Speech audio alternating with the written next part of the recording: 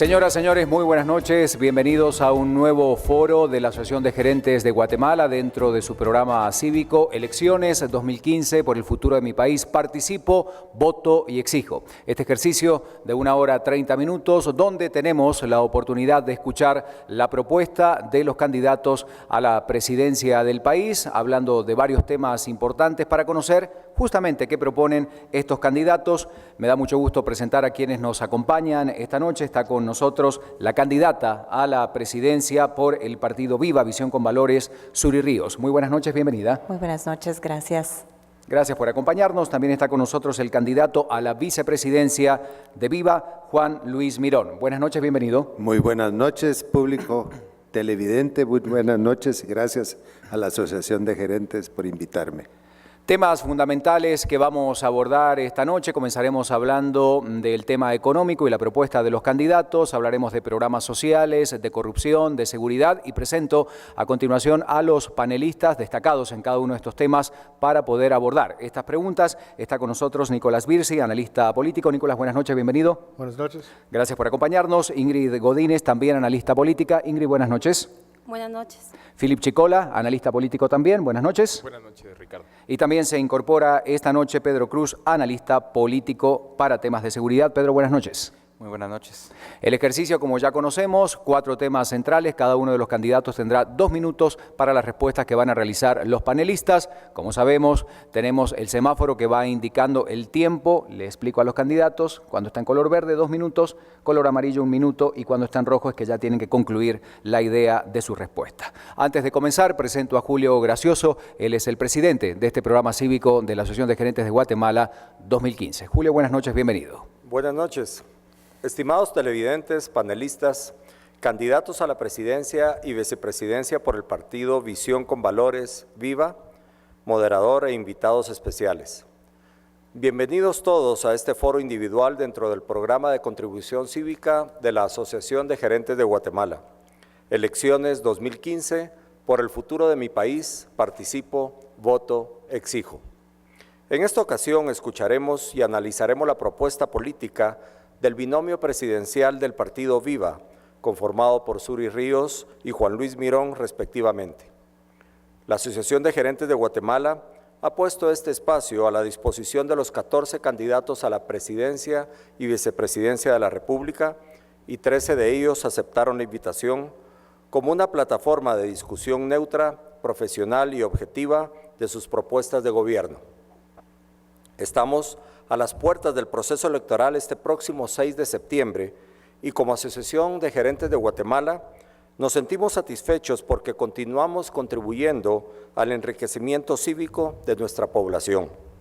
Al desarrollar este tipo de eventos que permite que los candidatos presenten sus planes de trabajo, lo que facilita que la población tenga mejores criterios para emitir un voto consciente e informado en beneficio de toda Guatemala.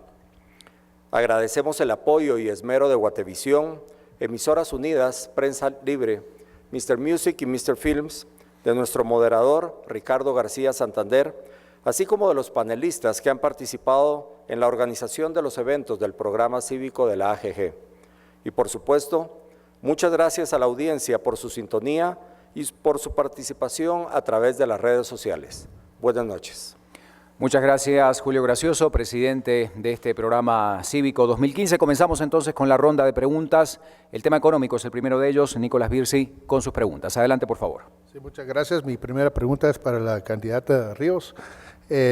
¿Habrá reforma fiscal durante su gobierno? Nosotros no creemos que en este momento de la historia del país, con la crisis tributaria que tenemos, la moral fiscal por los suelos de los contribuyentes, sea el momento de hacer una reforma fiscal. No vamos a proponer nuevos impuestos, lo único que queremos proponer es un Estado facilitador de procesos. Eso significa que realmente examinemos cómo estarán las finanzas públicas en el momento de la transición y de que asuma el nuevo gobierno de la República, y aparte de eso, precisamente ver de qué manera podemos hacer que los contribuyentes vean reflejado el pago de sus impuestos en lo que ven. Hemos entonces estado promoviendo un programa que se llama Obra por Impuesto. que precisamente ha tenido experiencia América del Sur y algunos otros países en ese tema, donde el contribuyente da una parte en liquidez monetaria y la otra parte ve la obra. Eso significa equipamiento, por ejemplo, de un centro de salud, equipamiento de una escuela en el área fronteriza, cooperación técnica, una serie de cuestiones que pueden resolverse a través de obra por impuesto. Siguiente pregunta, por favor. Sí, para el candidato Mirón. ¿Cuál es la importancia de una postura liberal para su plan económico de un gobierno viva?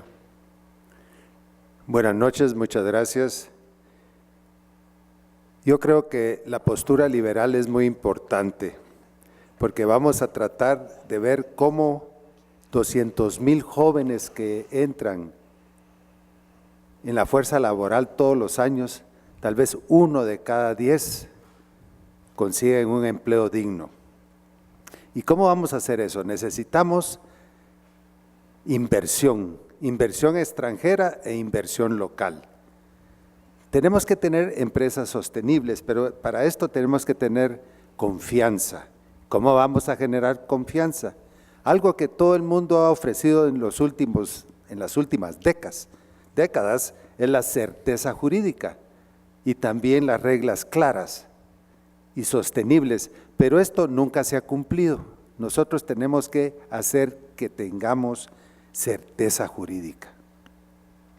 El Estado facilitador y amigable para la inversión, simplificar los procesos burocráticos para la apertura de nuevas empresas. Tenemos que impulsar generación de infraestructura para un desarrollo económico descentralizado.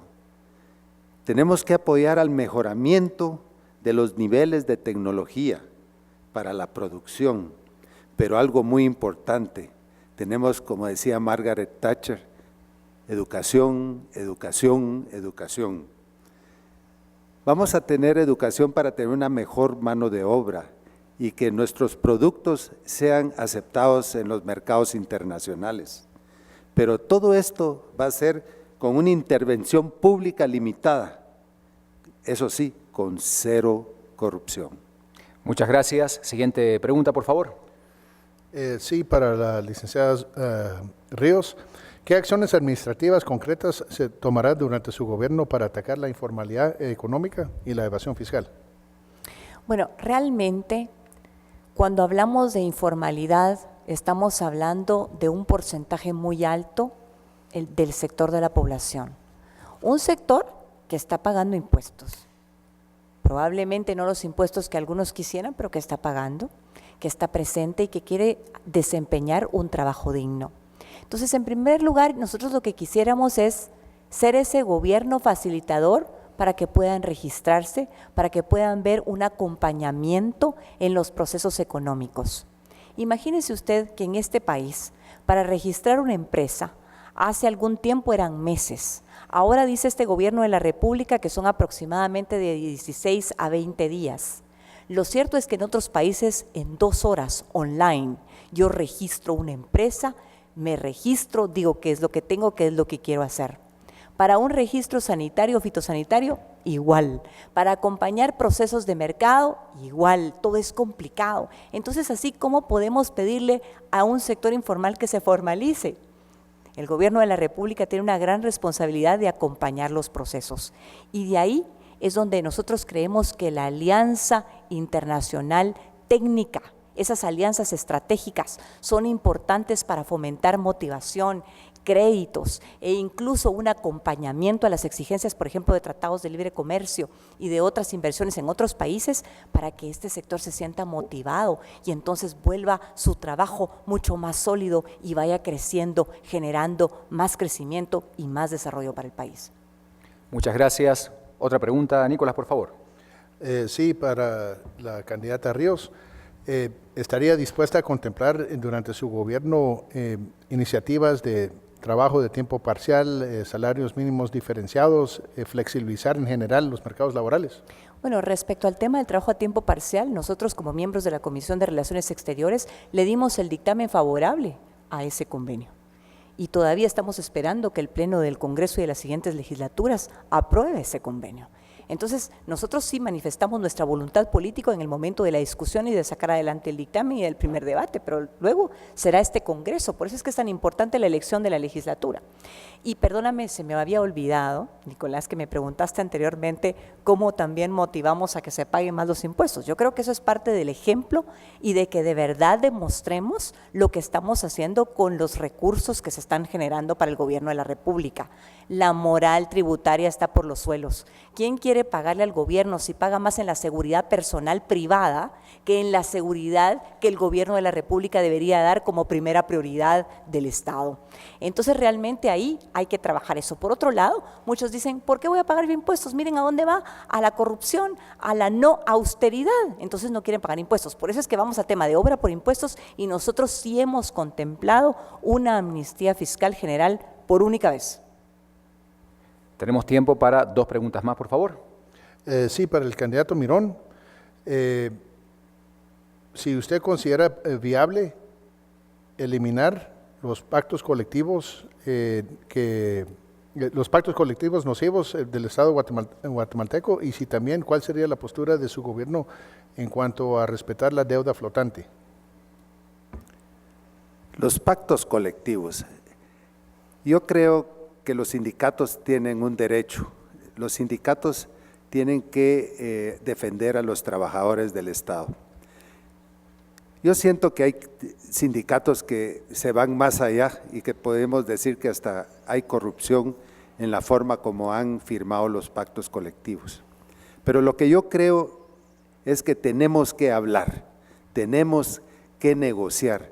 Nosotros pensamos que todos los sindicatos pueden negociar. Yo tengo la experiencia de haber hecho un trato con un sindicato hace años y llegamos a una buena conclusión.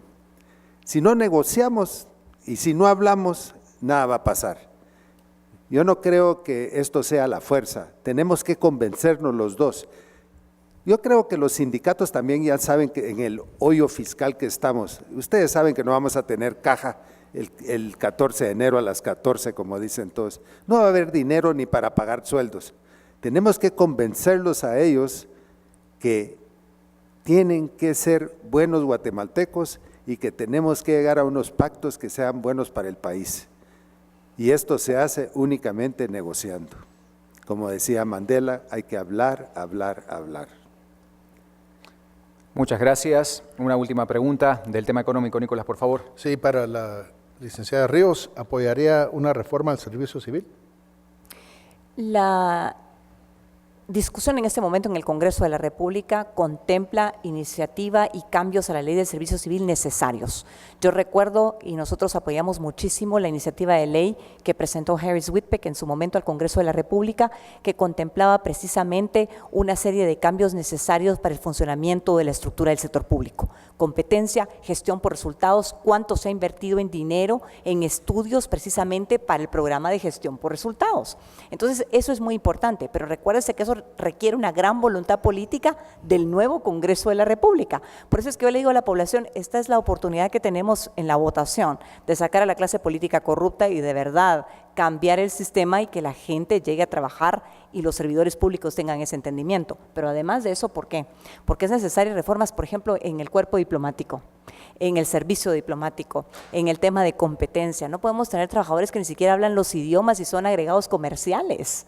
Entonces, necesitamos realmente una reforma de fondo, pero debe haber una inmensa voluntad política del nuevo Congreso de la República para sacarlo adelante. Yo creo que es necesario y en lo que me corresponda a mí como presidente, yo lo voy a respaldar. Y déjeme hacer una última acotación en el tema de los sindicatos. Creo que hay algunos sindicalistas que se han aprovechado de ciertas situaciones para precisamente excusar la irresponsabilidad y el incumplimiento, pero no son todos. Afortunadamente se han organizado nuevos sindicatos en las estructuras del Estado que quieren cambios de fondo y que entienden la situación caótica que hay en las finanzas públicas en este momento, que hay una emergencia y que quién sabe cuánto dinero realmente hay en esa caja para el 31 de diciembre. Creo que hay voluntad política de verdad sentarnos a hablar y buscar soluciones, no solamente en ese tema. Va a requerir para Guatemala que muchos nos sentemos a conversar, pero eso se logra con el ejemplo, desde la cabeza. Muchas gracias a los candidatos. Primera rueda de preguntas, pero vamos a entrar de lleno a hablar de programas sociales, temas tan importantes como salud, como educación. Ingrid Godínez va a realizar el siguiente grupo de preguntas. Adelante. Dentro de su propuesta de gobierno establece al capital humano como eje central de 3 áreas fundamentales de su propuesta de gobierno. Por tanto, las preguntas van a girar en torno a nutrición, revolución educativa y salud integral. La primera pregunta va para Suri Ríos. Respecto del eje de nutrición, hacen referencia al fortalecimiento del plan de los 1000 días. ¿Podría explicarnos cómo plantean generar este fortalecimiento y qué acciones mantendrían y cuáles eliminarían del programa actual?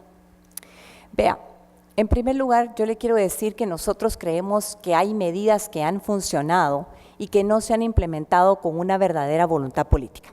Por ejemplo, antaño, hace algunos años, teníamos programas específicos de médicos, de nutricionistas que acompañaban un programa atendiendo a las madres embarazadas con programas de micronutrientes, con palparse el vientre y ver si su bebé se estaba moviendo, precisamente, por ejemplo, que comieran alimentos que contenían vitaminas específicas para el bienestar de su bebé y de ella misma, para que su leche materna fuera de mejor calidad. Todos esos programas se eliminaron. Aparte de eso, también se eliminó esa red de extensión de cobertura que llegaba hasta el último rincón del país.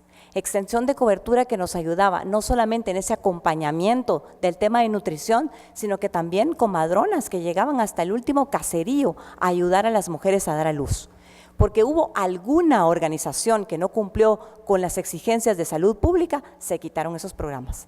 Realmente el tema de la desnutrición solo lo vamos a trabajar si trabajamos con una red como extensión de cobertura que llegue hasta el último rincón del país. Y no lo digo yo, lo dicen los estudios internacionales, las visitas que hemos tenido, sobre todo de Europa, del Reino Unido, de la experiencia de llegar hasta el último rincón de la comunidad.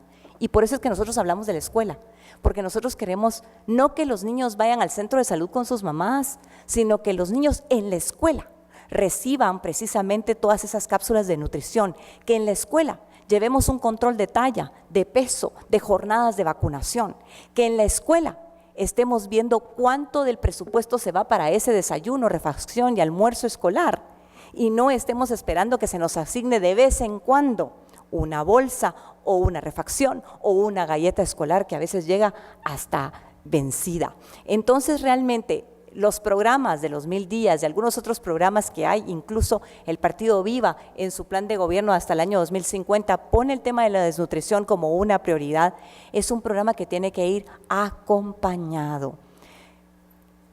Muchas gracias, candidata. Tenemos la siguiente pregunta, Ingrid. Sí, va en la línea de la pregunta anterior.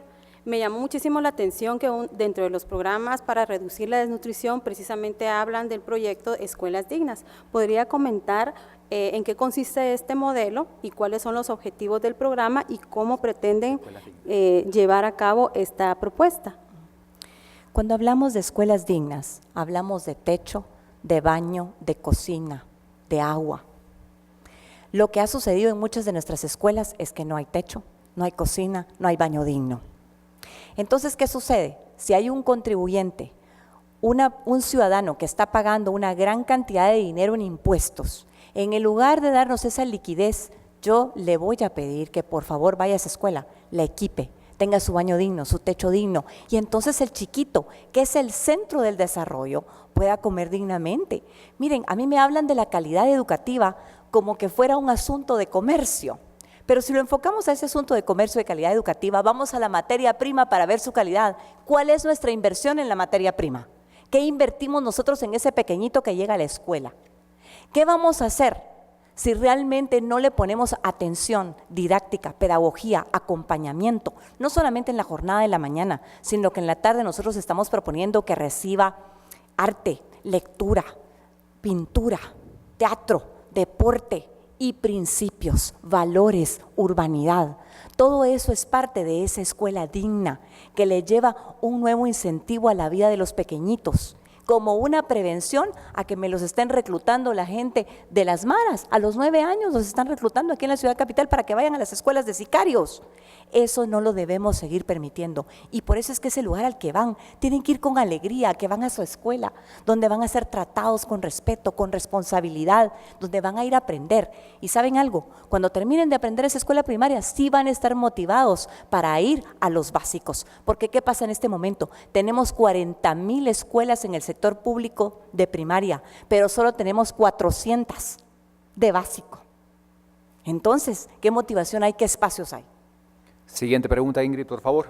En relación con la pregunta anterior, ¿cómo hacer entonces si los mayores niveles de desnutrición oscilan entre los niños de las edades de 0 a 5 años? ¿Cómo hacer para que los niños vayan a las escuelas si están entre estas edades? Quizás el licenciado Mirón podría comentarnos al respecto. Tenemos que tener una extensión de cobertura a las mamás en los hogares. Estamos proponiendo que los padres de familia sean los que fiscalicen a los profesores y a las escuelas, y esta extensión de cobertura va a llegar a todos los niños. Hay personas de la sociedad civil que están precisamente y también tenemos alianzas estratégicas internacionales que nos acompañan en ese proceso de llegar a la comunidad donde está la madre embarazada y la acompañan en su proceso y en la crianza de sus chiquitos de 0 a 5 años. Es más, capacitan a círculos de mamás para que ellas entre ellas vean precisamente y se beneficien del tema de la salud. Por eso les decía del movimiento de los bebés en sus vientres, de lo que están alimentándose y qué vitaminas contienen. Entonces realmente es precioso porque es un trabajo comunitario interno y hay otros países que tienen esa experiencia y que ha funcionado. De verdad, como no llegan los servicios, las personas no están llegando, nosotros tenemos que llegar a donde están, acompañadas de procesos de educación, de acompañamiento, de autoestima. Eso es muy importante. Siguiente pregunta, por favor. Estas preguntas van relacionadas al tema de revolución educativa para el licenciado Mirón. ¿En qué consiste la propuesta? ¿Qué políticas y estrategias implementarían? Y me gustaría saber si en función también de la propuesta piensan ampliar la jornada estudiantil. ¿Me puede reformular la pregunta, por favor? Sí, ustedes dentro del plan de gobierno hablan del tema de revolución educativa, pero si nos pudiera ampliar un poco más respecto de este modelo, de la propuesta, y también una de las cuestionantes que uno se plantea al leerla es si piensan ustedes ampliar la jornada estudiantil. No, las jornadas no cambian. Nosotros lo que vamos a hacer es que el niño va a entrar a las 7 de la mañana a la escuela, va a estar ahí toda la mañana, va a tener su desayuno, su refacción, su almuerzo, y en la tarde va a tener también su refacción, pero va a tener cultura, va a tener música, va a tener deportes, va a tener, si los padres lo quieren, de alguna iglesia, tal vez la escuela dominical o tal vez el catecismo, dependiendo qué es lo que quiere el padre y la madre. Entonces vamos a tener a los niños todo el día en la escuela, y de eso se trata, para que no lleguen a las maras y no lleguen a las escuelas de sicarios. Las jornadas no cambian, las jornadas están estructuradas, pero si usted me pregunta, porque hay algunas escuelas que por ejemplo tienen 2 o 3 jornadas y no tienen el espacio, le quiero decir que precisamente hay algunas otras leyes y el mismo código municipal que obligan al alcalde y a la organización local a proveer del espacio necesario para precisamente hacer estos programas de educación y acompañamiento. O sea que un proceso donde enseñamos arte, deporte, valores, urbanidad, acompañados de artistas, acompañados de deportistas e incluso de la tercera edad que quieren llegar a enseñar, lo podemos hacer en un salón comunal, lo podemos hacer en un salón de usos múltiples, hasta lo podemos hacer en el garage, en el zaguán de un hogar. Ahí va a estar la escuela, ahí va a estar la educación, ahí vamos a llegar con información y con acompañamiento. Últimas 2 preguntas de este tema, por favor. Siempre en el tema de educación para Sur y Ríos, ¿cuál sería su postura frente al gremio magisterial y su organización sindical? Bueno, realmente, como lo ha dicho anteriormente Juan Luis, yo creo que el sindicalismo es un derecho legítimo. Yo creo que hay que discutir y sobre todo yo admiro las grandes reformas que hizo el sindicalismo en Estados Unidos y en Europa, porque por eso es que las mujeres hoy tenemos jurídicamente el poder de trabajar y de poder presentarnos a competencia laboral. Ahora bien, Creo que algunos sindicalistas, que algunos grupos han querido proteger el incumplimiento y la irresponsabilidad diciendo que precisamente están agremiados sindicalmente y que eso se tiene que proteger. Pero eso los mismos miembros del Ministerio de Educación Pública y todos los maestros lo saben. Hay algún sindicato que tendrá 10,000 agremiados, pero son 125,000 maestros aproximadamente. Entonces, realmente tenemos que crear una conciencia ciudadana hablando. Bien decía Manuel José Arce, la tierra está llenándose de muerte. Conversemos, necesitamos hablar. Así que mi estrategia de trabajo con los sindicatos en el Ministerio de Educación es dialogar, hablar y llegar a de verdad decisiones consecuentes, 1. Y 2, yo creo realmente que nosotros lo que se ha hecho en el tema de educación es necesario fortalecerlo. El currículum y la reforma educativa que se aprobó anteriormente no es la que está funcionando.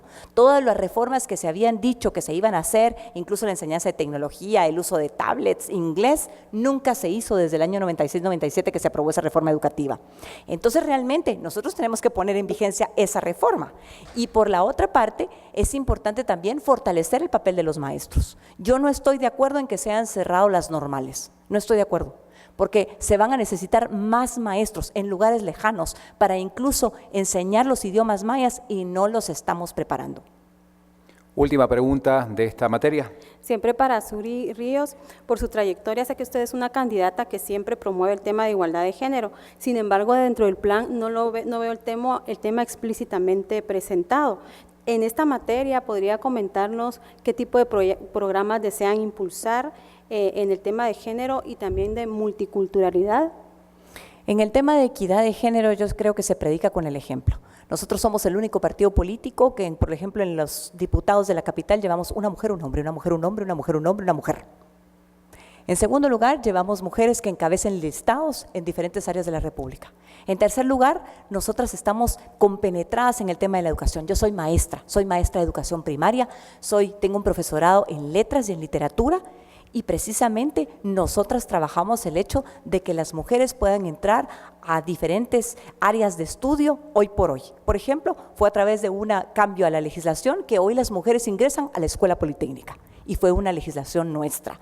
Yo creo que todo el tema de reivindicación y participación en igualdad jurídica y en igualdad de condiciones, nosotros lo hemos demostrado a través de nuestra legislación. Yo creo que las políticas que ahora tenemos que aplicar en educación son políticas de integración, de respeto, de tolerancia. No importa si usted es maya, garífuna o xinca. No importa, lo importante es que usted esté participando, que sea escuchado con respeto, con consideración, sin discriminación. Y tenemos también la ley que precisamente sobre la educación de no discriminación, que también es legislación nuestra.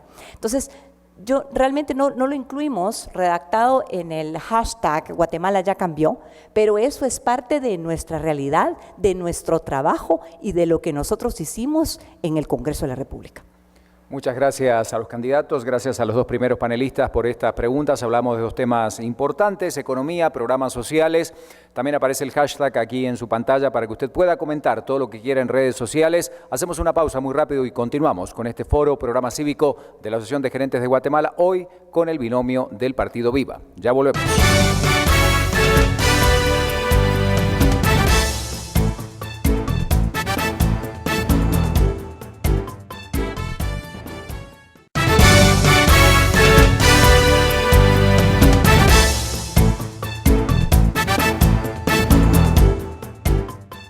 Muchas gracias por seguir esta noche con nosotros. Presento nuevamente a los candidatos. Se acaba de sintonizarnos. Foro con los candidatos a la presidencia de Guatemala. Esta noche con nosotros la candidata Suri Ríos del partido Visión con Valores y el candidato a la vicepresidencia por este mismo partido político, Juan Luis Mirón. En el bloque anterior hablamos de dos temas muy importantes, economía, programas sociales, pero vamos a entrar de lleno en dos temas también fundamentales. Corrupción y la lucha que plantea este binomio si llega al gobierno y seguridad. Vamos a comenzar con las preguntas sobre corrupción. Philip Chicola, el analista que las hará. Adelante, Philip, te escuchamos. Muchas gracias, Ricardo.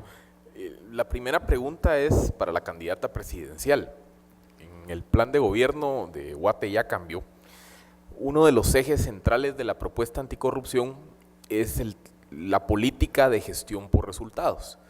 Pero vemos que en la actual administración ya se implementó una política de gestión por resultados en temas de cómo elaborar el presupuesto, indicadores de gestión, y vimos que el modelo no necesariamente contribuyó a combatir la corrupción. Entonces la pregunta es, ¿cómo se diferencia la propuesta de ustedes de gestión por resultados y cómo garantizar que realmente este modelo contribuye a combatir la discrecionalidad en el gasto? Bueno, realmente, Philip, se invirtió muchísimo en este proyecto de gestión por resultados. Hubo una inversión considerable, tanto de tiempo como de recursos. La comunidad internacional que nos acompañó en esos procesos, pues fue significativo, por una parte. Por otra parte, yo sí creo que requiere una gran voluntad política el hecho de implementar un programa de fondo de esta magnitud. Y creo que sí, algo que faltó es una firma internacional, y nosotros lo hemos dicho, que audite de manera externa esa gestión, esa transparencia, y que le rinda un informe, no solo a la Presidencia de la República, pero a los contribuyentes. ¿Por qué? Por la crisis que existe, por la desconfianza que hay. ¿En cuántos medios de comunicación no se señaló la poca austeridad, el mal gasto, la asignación de recursos ineficiente y el poco trabajo o rendimiento a comparación de los índices económicos que se marcaban? Entonces, ya ve usted que en otros países del mundo, en el mismo Vaticano, se abre precisamente a fiscalización, se abren las cuentas, se convoca un proceso de competencia y una firma externa, honorable, que pueda dar realmente un informe ciudadano de cuánto se ha comprado, cuánto se ha trabajado, qué se ha hecho, a qué manos ha llegado, cuánto ha sido verdaderamente ese dinero, es necesario. ¿Por qué? Porque Guatemala ya cambió, ya la gente se dio cuenta que todo el sector público, el dinero que recibe es dinero de los impuestos, de los contribuyentes. Por primera vez la gente se da cuenta que con esa libra de azúcar, de harina que compra, está pagando el impuesto, con esa gaseosa, esa golosina, y la gente quiere decir, bueno, ¿qué están haciendo con mi dinero? La gente está enojada, está molesta. Entonces necesitamos esa auditoría internacional para que haga un informe. ¿Por qué? Porque la Contraloría General de Cuentas informa sobre procesos, pero no informa sobre esa gestión. De ahí la importancia que nosotros le damos en esta presentación.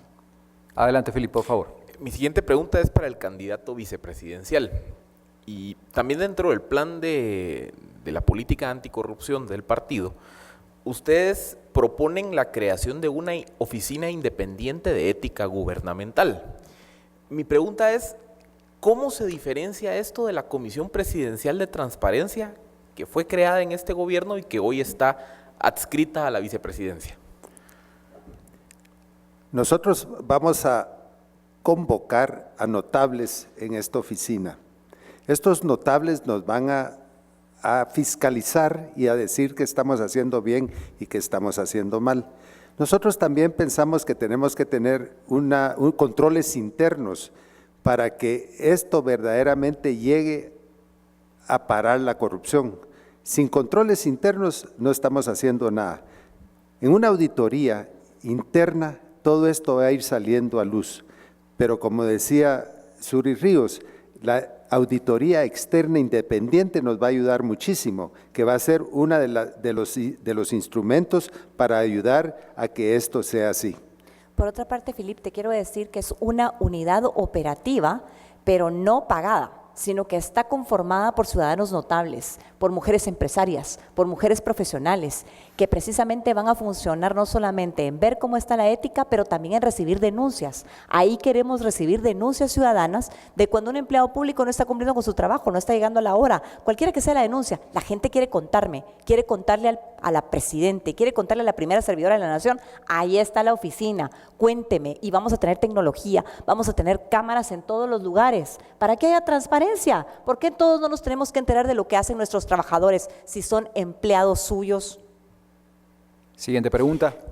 Para la candidata presidencial, también dentro de las propuestas anticorrupción hablan de simplificar los procesos burocráticos. Y en este sentido, específicamente en el marco de compras y contrataciones, ¿cómo plantean simplificar los procesos burocráticos? Bueno, en primer lugar queremos plantear que la Junta de Licitación no sea parte de lo que es ese organismo del Estado. Queremos que sea independiente y de hecho quisiéramos que la Junta de Licitación y quien califica las compras sean miembros honorables de la academia, de grupos gremiales, de asociaciones, que den cuenta cuánto está comprando el Estado y a quién. Y lo voy a decir específicamente en el tema de las medicinas, en el tema de las vacunas. Hay incluso el sistema de OPS que nos da precios de país para las vacunas, por ejemplo, que sabe de transporte, de refrigeración de vacunas. ¿Por qué entonces nosotros tenemos que comprarle las vacunas a otra empresa que jamás ha tenido la experiencia en ese asunto? O lo mismo en el tema del tratamiento para las personas viviendo con VIH-Sida, por ejemplo. O lo mismo en el tema de nutrientes específicos para el tema de la desnutrición. Entonces, sí queremos esa junta de notables que den fe de la compra que se está haciendo en el Estado porque es con el dinero de los contribuyentes. Por otra parte, esa eliminación de discrecionalidad y simplificación del gobierno en sus operaciones, también en las aduanas. ¿Cómo es posible que dejemos a la discrecionalidad de un funcionario cuánto tiene que pagar alguien de un contenedor cuando ni siquiera lo examina, sino que está viendo qué saca, qué chantaje, qué extorsión hace? De ninguna manera. Para eso están las agendas de tecnología, programas tecnológicos de alto nivel, que no somos el primer país del mundo que los implementaría, sino que hay cantidad que lo han hecho, ¿por qué nosotros no? Pero ha faltado una gran voluntad política para eliminar esa discrecionalidad, porque todos cuando llegan al gobierno quieren ver qué parte de la tajada les toca, y eso es lo que tiene este país con la crisis que tiene. Adelante, por favor. En seguimiento a la respuesta, o las últimas dos de respuestas que hablan de esta junta de notables, ustedes mencionan que esos notables saldrán de la academia, de los gremios profesionales. Mi pregunta es, básicamente esa era la lógica hace 30 años de la integración de las comisiones de postulación, y ya vemos qué ocurrió, que no necesariamente los notables son los que llegan a estos espacios. Entonces, específicamente, ¿cómo evitar la degeneración del modelo, en primer lugar? Y asociándolo al tema de las comisiones de postulación, ¿cómo ven ustedes el tema de la integración del sector justicia? ¿Hay que hacer una reforma o hay que dejarlo como está? En primer lugar, yo creo que volviendo al sistema republicano de pesos y contrapesos, lo que ha sucedido es que muchas veces se nombran en las comisiones o en los ministerios a amigos. Por ejemplo, me dice a mí un candidato a ministro, bueno, yo mire, le acepto el ministerio, pero si los viceministros me dejan la mesa limpia, yo nombro a quien quiero. No, señor, no es así como funciona. Ah, sí, vamos a la junta calificadora, pero yo llevo a fulano y sutano, que son muy buenos. No es así como funciona. Pesos y contrapesos. El ministro de un pensamiento, el viceministro primero de otro, el viceministro segundo de otro y el viceministro tercero de otro. Precisamente porque es dinero ajeno. Entonces necesitamos pesos y contrapesos. Y en el tema del sector justicia, claro que creemos que una reforma es importantísima. Necesitan nuestros jueces independencia judicial, necesitamos respetar la carrera judicial, necesitamos darle solidez a la elección de los jueces y no que se deban al partido político de turno. Eso significa mayor extensión en su función. Por otra parte, creo que también es importante darles más tiempo y más facilidad para impartición de justicia que para funciones administrativas. Ese es otro tema que debería incluir la reforma del sector justicia. Yo creo que es necesaria, Filip, y creo que debe ser parte de lo que el nuevo Congreso debe establecer. Y además de eso, someterlo a una consulta popular para que la gente vote y hacer de verdad un debate público de fondo, porque la ley de comisiones de postulación se quedó corta. Eso no funciona, necesitamos medidas de largo plazo que consoliden a nuestro Estado. Dos preguntas más para terminar el tema corrupción. Para el candidato vicepresidencial, ¿ratificarán ustedes el mandato de la CICIG en 2 años? El mandato de la CICIG la presidencia lo tiene que negociar. Aquí lo que vamos a ver es que la CICIG nos deje no solo la toma de corruptos, sino que también que nos deje cómo hacerlo. Nos tiene que entrenar a nuestra gente, pero eso solo lo tiene que hacer con una negociación directa entre la CICIG y la presidencia. Eso sí, yo creo que la CICIG ha hecho un magnífico trabajo. Y una vez hecho esta negociación, va al Congreso, y el Congreso lo único que tiene que decir es sí o no. La presidencia es la que hace la negociación de los tratados internacionales. O sea que nosotros estamos a favor de que la CICIG continúe, pero sí creemos que se debe reformar el tema de su mandato, de manera de que nos herede cómo se hacen los procesos de investigación, cómo se consolidan los procesos de justicia. Realmente ya el presidente de la República ha renovado su mandato. Así que nosotros lo que tenemos que establecer son sus funciones, sus límites, sus responsabilidades. ¿Por qué? Porque como muy bien dijo el licenciado Fuentes de Estarac, la CICIG no es todopoderosa y además es temporal. Entonces, ¿qué pasa con nuestro sistema propio de justicia? ¿Cómo va a aprender? ¿Cómo va a funcionar? Última pregunta, tema corrupción, Filip. Para la candidata presidencial, y esta pregunta viene de muchos comentarios de redes sociales, y es, usted en su campaña política se posicionó con un mensaje anticorrupción, con un mensaje en pro de la transparencia y de depuración del sistema. Pero en los últimos 2 meses su bancada ha participado de 2 decisiones que han generado, mucho cuestionamiento. La elección de Manuel Duarte como magistrado de la Corte de Constitucionalidad y que los diputados de su bancada no hayan votado a favor de levantar el antejuicio del presidente Pérez Molina. ¿Qué le responde usted a la ciudadanía que está en casa preguntándose qué pasó con el discurso anticorrupción y por qué la bancada no se alineó a esos temas ciudadanos? Bueno, en primer lugar, no es mi bancada, porque yo no estoy en el Congreso, ni soy jefa de la bancada, ni soy secretaria general del partido político Viva. Ninguna de las 3 cosas. En segundo lugar, yo tampoco promoví el voto por los diputados que están electos terminando esta legislatura. Hay que hacer la diferencia. En segundo lugar, en el tema de la elección que hubo del magistrado de la Corte de Constitucionalidad, es la Constitución la que precisamente dice que el Congreso de la República elija un representante. Ellos consideraron que de acuerdo a los méritos, al currículum que había, este abogado reunía los requisitos y los méritos y votaron por él. Y yo respeto esa decisión, porque es parte de la función que tiene el Congreso de la República como organismo legislativo. Y en el segundo sentido, lo que usted me habla del antejuicio, los diputados, según lo que yo he establecido y leído, votaron a favor de la moción privilegiada para que se conociera el antejuicio. Eso no terminó allí. Ayer mismo volvió ese tema a la agenda política, porque no es una cosa que terminó y que fue juzgada, perdóname. Ahí hay una moción privilegiada que se presenta hasta que logren el voto, porque ese es un ejercicio al que tiene el derecho el parlamentarismo. Entonces, ayer estaban ahí el diputado, por lo menos uno de ellos, que es con el que yo he tenido más relación, porque precisamente encabeza nuestra lista nacional de diputados, ahora sí, que yo estoy en este partido como candidata presidencial. Y él mismo ayer estuvo allí presente, obediente, con el tiempo debido para precisamente ejercer el voto. ¿Y qué pasó? No hubo consenso. Esto no es un asunto de este partido, es un asunto de las grandes fuerzas políticas que han estado ahí y que al día de hoy no han dado resultados. Porque los partidos políticos pequeños o medianos que estén diciendo que por haber votado tal o cual día a favor de la moción privilegiada o haber permanecido en el hemiciclo, se enmendaron de los 4 años de negligencia, irresponsabilidad, insuficiencia y voto a favor de políticas, de préstamos, de un gobierno deficitario, que no nos digan que se vienen a enmendar ahora con un voto por el tema del antejuicio. Muchas gracias a los candidatos y pasamos ya al último bloque de preguntas, el tema seguridad. Así es que, Pedro Cruz, el tiempo para estas preguntas. Adelante, por favor.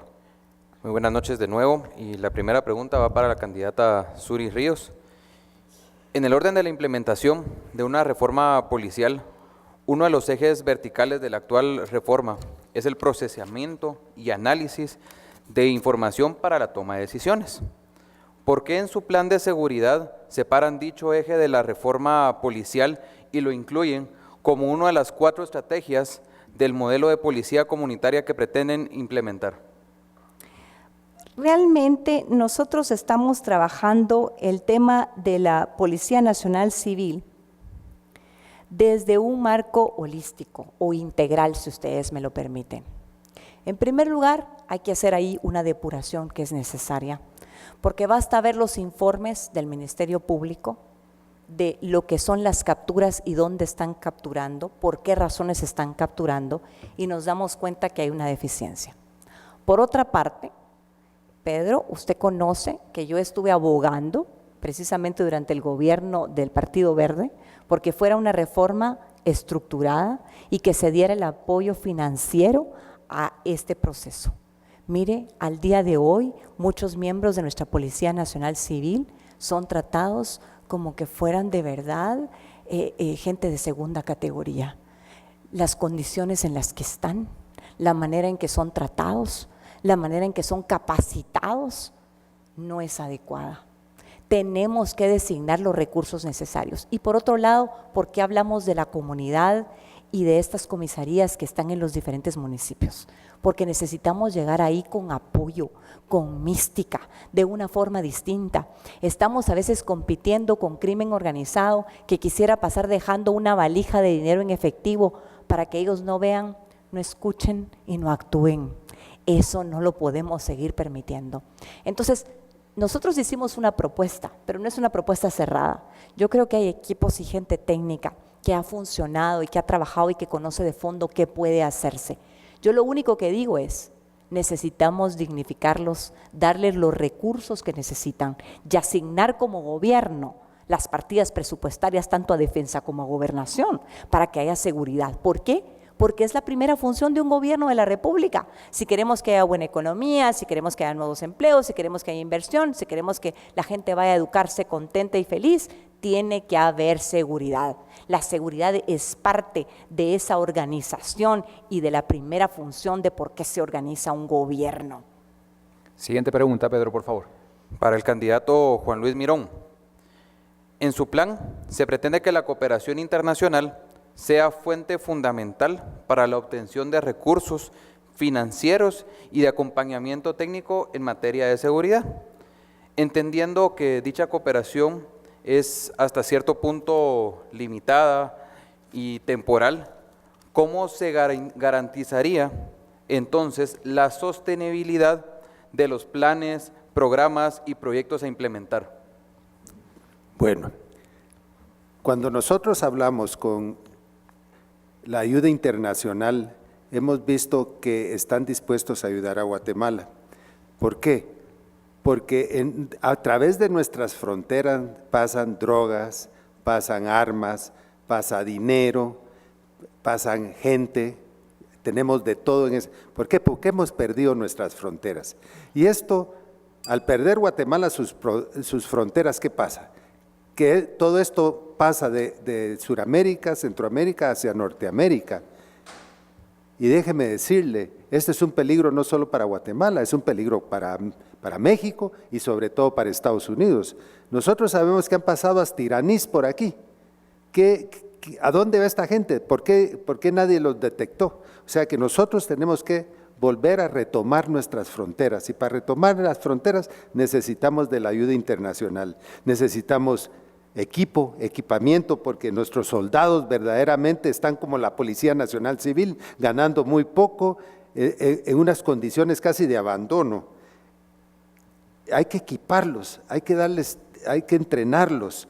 Nosotros creemos que la tecnología de hoy en día puede llegar verdaderamente a tener un ejército que proteja nuestro territorio, sobre todo retomar las fronteras. Nos han dicho que hasta nos pueden ayudar en otras cosas, como por ejemplo helicópteros, radares, etcétera. Tenemos que verdaderamente atacar este problema. Si no, tampoco en Estados Unidos van a poder hacer nada. Ellos tienen que ayudar a Guatemala, no porque nosotros somos guatemaltecos, sino que ellos también están siendo afectados por esto. Y mucho de este trasiego de drogas, trasiego de armas, trasiego de dinero, también va a Europa. No sabemos a dónde va, no sabemos cuánto va y qué pasa con ese dinero, dónde está, quién lo recibe. Tenemos que tener un país con las fronteras retomadas por nuestro ejército. Tiempo, vamos con la siguiente pregunta, por favor. Candidata Suri Ríos, en su plan de seguridad también se menciona la clasificación de los privados de libertad en función de su nivel de peligrosidad. ¿Es posible dicha clasificación considerando el estado actual de la infraestructura de los centros de detención, así como las debilidades en cuanto a las condiciones laborales y perfiles de los guardias del sistema penitenciario? En este momento no, Pedro, y tiene usted toda la razón en hacer la pregunta.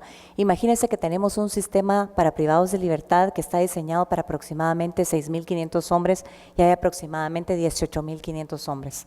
No hay agua, duermen en el suelo por turnos, por horas. Y no decir toda la crisis interna que hay de inseguridad, de verdad, de condiciones tremendas. De hecho, ahí están algunos de los organismos internacionales observando si estamos aplicando todo el tema de derechos humanos y de respeto dentro de los lugares donde están los privados de libertad. Y qué decir, las que están privadas de libertad, ahí hay cantidad de niñitos que han nacido y que están con las privadas de libertad por unos años y luego las retiran, y algunas otras que han resultado embarazadas allí mismo para poder acceder a tener alguna condición de consideración, medicamento o algún lugar más respetable donde estar durante su condena. Entonces, ahí hay mucho que hacer. El sistema de guardia penitenciaria no ha sido suficiente. De hecho, es por eso que este gobierno ha movido a elementos del ejército para cuidar por fuera las cárceles, medida con la que yo no estoy de acuerdo. Yo creo que tenemos que fortalecer el sistema de guardia penitenciaria y la PNC y no utilizar el ejército para este tipo de funciones. Pero además de eso, yo creo que ahí también las alianzas estratégicas internacionales nos van a ayudar. ¿Por qué? Porque la situación geopolítica de Guatemala es interesante. No podemos luchar contra el crimen organizado ni cumplir con las convenciones internacionales contra el crimen transnacional si no tenemos una política exterior efectiva, porque nosotros estamos más cerca de Washington que California de Washington. Entonces tenemos que hacer medidas de verdad en conjunto con México, con Estados Unidos, hacia el Caribe, hacia el sur, como bloque centroamericano. Hay empresas diferentes que quieren venir a poner aquí centros para privados de libertad y precisamente que nos permitirían hacer esa clasificación de delitos graves, delitos menos graves, pero no lo han venido a hacer, no han podido traer esa tecnología porque los gobiernos de turno han pedido mordidas, chantajes para instalarse, hasta para llenar un documento. Eso es inadmisible. Muchas gracias. Últimas dos preguntas, por favor, en tema de seguridad. Una de las estrategias del modelo de policía comunitaria que ustedes procuran implementar aborda el patrullaje conjunto entre la Policía Nacional Civil y la Policía Municipal de Tránsito y algunos grupos de ciudadanos voluntarios. ¿Qué características tendría dicho voluntariado? Esto sería regresar, por ejemplo, al modelo de juntas locales de seguridad, o permanecería la figura de las comisiones comunitarias de prevención que menciona la actual Política Nacional de Prevención que se lanzó en el 2014. Sí, precisamente nosotros hemos leído con mucho interés el libro blanco de seguridad que precisamente trabajaron muchos expertos y las políticas de seguridad, y estamos interesados precisamente en trabajar comunitariamente. Y lo digo porque precisamente en el sentido en el que usted está trabajando, en el sentido de prevención. Yo creo que hay muchos alcaldes que están trabajando todo este sistema, prevención, y que también en la revolución educativa lleva parte de eso, prevención del delito, educación, concientización, e incluso para cuestiones muy pequeñas. Yo creo que es necesario que hablemos de los temas y precisamente es en ese sentido al que usted se refiere que nosotros queremos trabajar. Queremos hacer una concientización y una prevención. Incluso hay diversas formas. Hemos visto la experiencia de otros países, por ejemplo, cuando chiquitas de 11, 12 años entran a una tienda y se roban un lipstick, se roban algo pequeño. Bueno, pues precisamente ahí empieza esta policía a trabajar, enseñarles una película de qué pasa en los centros de prevención, medidas que realmente les hagan pensarlo dos veces, porque el que no ve chico no ve grande. Si aceptamos y vamos tolerando cosas pequeñas, impunidad, después no pensemos que las grandes van a parar. No hay lo que en Estados Unidos se conoce como law enforcement, no lo hay. Imagínese usted que aquí hay personas que no se pasan un semáforo en rojo si están en El Paso, Texas, o en Miami, Florida, pero si están en Guatemala lo hacen. Eso no es así. La ley es la ley y la ley se tiene que aplicar, y por eso tiene que haber esa política de prevención, de acercamiento ciudadano para concientizar. Muchas gracias. La última pregunta, Pedro. Según el Informe Regional de Desarrollo Humano del 2013 y del 2014 del Programa de las Naciones Unidas para el Desarrollo, concluye que los 3 disparadores para el delito son el uso de la presencia de las armas de fuego, el abuso de las drogas y el consumo problemático en el alcohol. En América Central, el 78% de los homicidios se cometen con arma de fuego, y en América del Sur, el 83% de los homicidios se cometen con arma de fuego. Entonces, la pregunta que tengo: ¿por qué en su estrategia policial para eliminar los delitos generadores de violencia se menciona el control de la deserción escolar de menores, la desarticulación de pandillas y el combate al narcotráfico? Bueno, en primer lugar, para nosotros es muy importante la población joven. Creemos que las grandes estructuras del crimen organizado están llegando a tocar a los jóvenes. Me decía gente en Huehuetenango, mire, antes hay muchos municipios sembraban la famosa papa americana, que se conoce como amapola, pero hoy el narcomenudeo está llegando a las escuelas. Entonces la preocupación ha cambiado, no es solamente un tema de producción, sino que de consumo y de que está llegando a poner peligrosidad en nuestros jóvenes.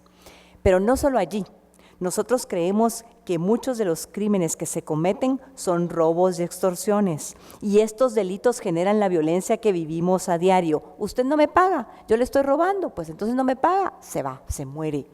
La gente nos llama y nos dicen, imagínense usted, nosotros pagamos en este mercado 2,000 quetzales mensuales de extorsión y lo pagamos 12 meses, no, 14 meses al año. No solamente son inquilinos de mercados, son dueños de negocios pequeños, son dueños de tortillerías, de tiendas, son transportistas de productos de consumo popular.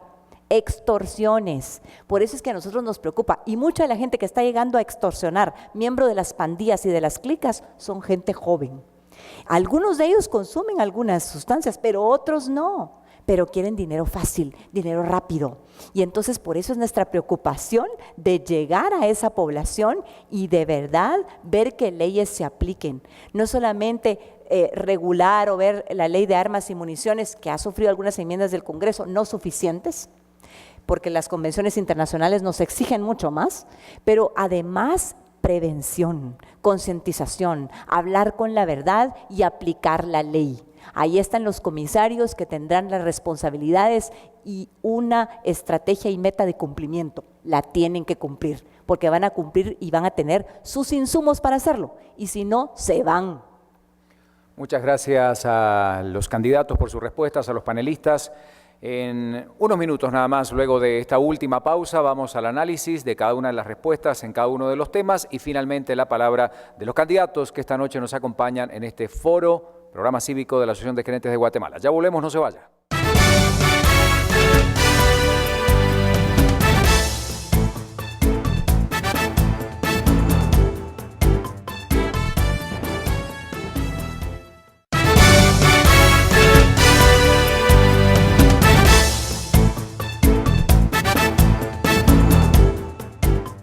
Muchas gracias por acompañarnos. Llegamos al último bloque de este foro. A lo largo de todas estas semanas, 13 candidatos han pasado por esta mesa para poder comentar su plan de gobierno, responder a las preguntas de analistas de primer nivel que han abordado temas tan importantes como seguridad, corrupción, programas sociales, temas económicos, y ahora llegó el momento de analizar justamente las respuestas del binomio del Partido Viva, Visión con Valores. Nicolás Virsi hablaba de varios temas económicos, habrían seguramente muchas más preguntas que responder, Nicolás, pero de lo que hicimos, ¿qué análisis sacamos? Bueno, yo considero que los candidatos sí contestaron a todas mis preguntas de una manera muy clara. El licenciado Mirón, para empezar, dejó claro que sería un gobierno de principios liberales, bastante pragmáticos. Habló de la importancia de la certeza jurídica, la seguridad, las reglas claras. La licenciada Ríos extendió ese análisis hablando de la reforma fiscal, diciendo que no habría necesidad. En esta coyuntura no se permite nuevas propuestas de más impuestos y que el Estado debería tomar el rol de facilitar los procesos para reducir la informalidad y aumentar así la recaudación del Estado. También recordó que los informales sí pagan impuestos y volvió a enfatizar el rol que juegan los procesos onerosos del mismo Estado en fomentar la informalidad y que se tendría que trabajar por esa vía. También expresaron un apoyo muy claro al tema del servicio civil. Se habló con bastante conocimiento sobre el tema, se mencionaron algunas propuestas que ya estaban sobre la mesa que no han ido caminando. Entonces yo considero que las respuestas fueron congruentes y completas por lo general. Muchas gracias, Nicolás. Hablamos de otro tema importante, programas sociales.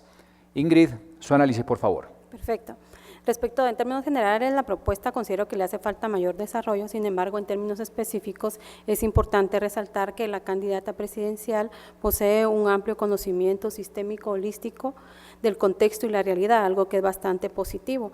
Además, es evidente que la propuesta va enfocada directamente a profundizar en los temas de educación. Algo que veo como bastante positivo es respecto del programa de los 1000 días, es decir, que pretende fortalecer, no cambiar, no poner nuevas estructuras, sino que reconoce de alguna manera que hay cosas positivas en el programa y que es bueno fortalecerlo. No me quedó del todo claro el enfoque de la reducción de desnutrición para la niñez o el sector de la niñez que posee entre 0 o 5 años, pero creo que es algo que de alguna manera se puede enriquecer mucho más.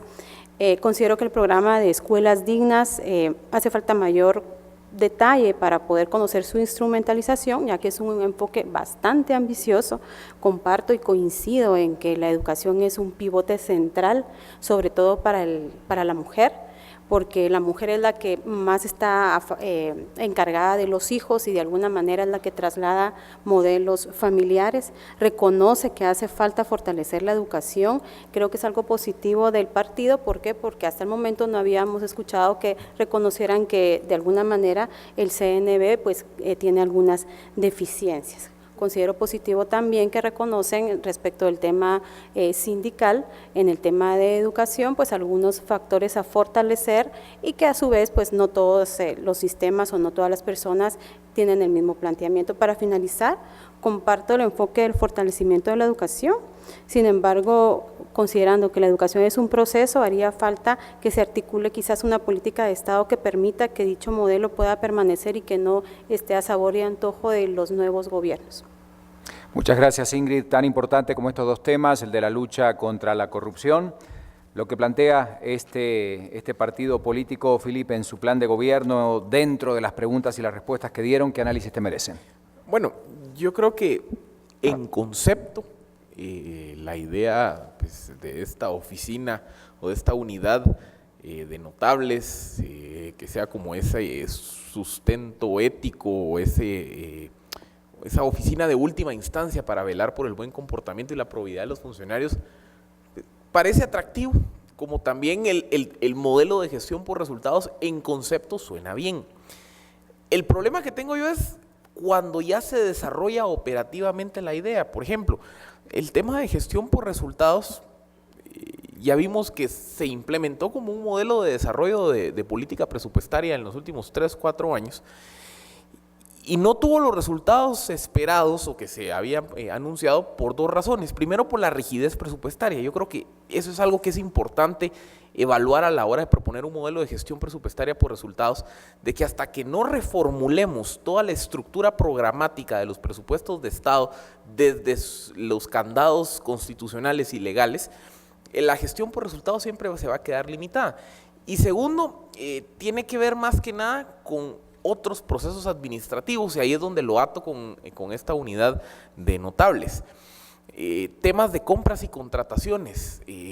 Si bien las auditorías sirven para identificar errores cometidos, creo que hay que desarrollar pues una política un poco más programática de cómo hacer más efectivos, más eficientes, más transparentes los procesos públicos de compras y adquisiciones del Estado, porque ahí es donde realmente se termina materializando. Entonces yo sí quisiera, tal vez la invitación es a desarrollar más los conceptos, porque en su origen general son ideas atractivas, pero que hay que operativizarlas mejor. Muchas gracias. Y finalmente, bueno, tema de seguridad, también se pudieron abordar algunos temas importantes. Pedro, ¿qué análisis hacemos de estas respuestas? Bueno, debemos de comenzar entendiendo que el tema de seguridad es algo muy complejo para hablarlo en tan poco tiempo. Se demuestra conocimiento en el tema y sobre todo, pues también debemos de entender de que esto es algo que hay que trabajarlo a un mediano y largo plazo. Recordemos que la Organización Mundial de la Salud reconoce que arriba de 10 homicidios por cada 100,000 habitantes es considerado una epidemia. En Guatemala tenemos un índice que reporta la Policía Nacional Civil de 34-35 homicidios por cada 100,000 habitantes y otros dicen que es aún mayor. Me llama la atención cómo se maneja y cómo se enfoca el tema de la depuración policial, del cual para nadie es un secreto que hay policías buenos y hay policías malos, que deben ser depurados. Es importante también tomar en cuenta la redignificación policial, que necesita que la población también reconozca a los policías buenos y que los consideremos como nuestros aliados. Se tocó bastante en la propuesta.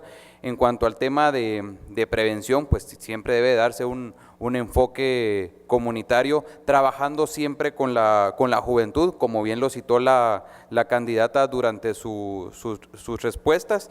Y también sí me quedó un poco de duda cómo se van a garantizar la sostenibilidad de los proyectos. La propuesta en sí del proyecto de visión con valores en cuanto al tema de seguridad hace un buen enfoque.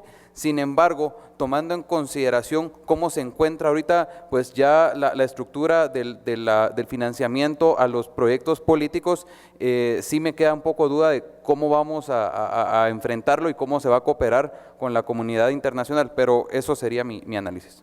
Muchas gracias a los 4 panelistas. Y bueno, y finalmente, para ya cerrar este foro, la palabra de los candidatos de este binomio del Partido Visión con Valores. 2 minutos para Juan Luis Mirón, candidato a la vicepresidencia por este partido político. Lo escuchamos, candidato. ¿Cómo estamos? Estamos hundidos en la corrupción. Tenemos desfalcos, robos y qué sé yo. No sabemos exactamente cuánto ha sido. Lo de la línea es tal vez solo la guinda encima del pastel. Señores, yo soy un empresario, yo soy auditor y contador. Yo sé cómo se ve esto, yo sé cómo hacer controles internos. Va a costar mucho, pero tenemos gente preparada en Guatemala para ayudarnos. También existen las empresas de auditoría externa que son independientes, que nos van a ayudar muchísimo en esto. Eso es la única respuesta para poder hacer que todo sea cristalino y claro. ¿Por qué estoy yo aquí? ¿Por qué estoy yo con Suri Ríos? Porque ella me dijo que iba a hacer todo lo posible para que la corrupción fuera cero. Y eso me atrajo. Yo no la conocía. La conocí el día que me dijeron que tal vez me iban a entrevistar para ver si era uno de los candidatos para ser compañero de fórmula de ella. Entonces, ¿qué vi ahí? Que hay pesos y contrapesos. Esto es muy republicano. Por eso acepté este reto y di el paso adelante. Y quiero que estos hombres notables que vamos a invitar den ese paso adelante, que nos ayude, porque los mejores fiscalizadores del gobierno son todos ustedes. Señores televidentes, nos tienen que fiscalizar porque son nuestros patrones. ¿Quién paga nuestros salarios? Ustedes los pagan. Nosotros somos sus empleados y vamos a ser servidores, no servidos. Muchas gracias, candidato Mirón. Y finalmente la palabra de Suri Ríos, candidata a la presidencia por el Partido Viva. Muchísimas gracias por las preguntas y la oportunidad esta noche. Philip, creo que tienes razón en el tema de la rigidez presupuestaria y también en el tema de la discusión y el debate de las fuentes de financiamiento en el Congreso, porque por eso es que los gobiernos y los ministros de Finanzas han echado mano de la caja, precisamente por esa discusión. Así que creo que es importante revisar las partidas presupuestarias para hacer lógicas y viables las propuestas. Por ejemplo, yo no sé cómo pueden haber 15 millones de quetzales destinados para la CONIC en el Ministerio de Agricultura, cuando podrían ir para seguridad, para educación o para salud. O cómo se quitaron 100 millones del Ministerio de Salud o de Educación para destinarlos a comunicaciones, infraestructura y vivienda. Es una mala administración. Damas y caballeros, conozco el sector público, mejor que cualquiera de mis adversarios políticos. Conozco el Ejecutivo, conozco el Legislativo y he aprendido a conocer el organismo judicial, en las esquinas, en sus recovecos. Tengo al mejor equipo porque hay pesos y contrapesos en esta institución política y en esta propuesta de gobierno. Por eso es que el 6 de septiembre yo les pido que con hidalguía, con ánimo, con fuerza, con fe, saquemos a la clase política corrupta del poder y cambiemos esta Guatemala, que ya no es la misma. Buenas noches. Muchas gracias a ambos candidatos, gracias panelistas, gracias a usted que nos ha acompañado a lo largo de todos estos foros organizados, coordinados por la Asociación de Gerentes de Guatemala en su programa cívico que viene realizando por décadas con una sana intención, un ejercicio democrático donde todos los candidatos que aspiran a la presidencia han sido invitados, podríamos decir, que la mayoría de los 13 han asistido a estos foros para participar y para que usted pueda conocer, por supuesto, en esta hora 30 minutos, el plan de gobierno en temas tan importantes como los que abordamos esta noche. Gracias a la gente que nos sigue en redes sociales, gracias a Prensa Libre, a Emisoras Unidas y a nuestro canal Guatevisión y, por supuesto, a quienes coordinan y organizan este foro, la Asociación de Gerentes de Guatemala, ya preparados, por supuesto, para la noche cívica. Gracias por su atención. Muy buenas noches, hasta un próximo encuentro.